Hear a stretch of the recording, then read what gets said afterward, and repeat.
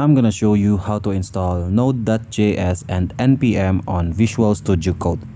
So to get started, you have to open your Visual Studio Code, and then from there you have to go to the extensions right here, and then from the extensions you have to search the node or the extension, which is the first one is the Node.js, and then from there you have to wait, and then you have to click on the first link, and then you click on install. And then once you click on install, you just have to wait for the extension to install it on Visual Studio Code.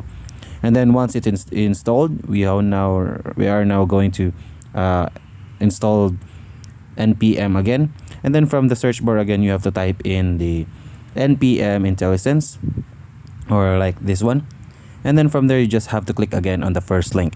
And then from there, if you already installed it on your link or you're in your Visual Studio Code, you just have to disable it or uninstall.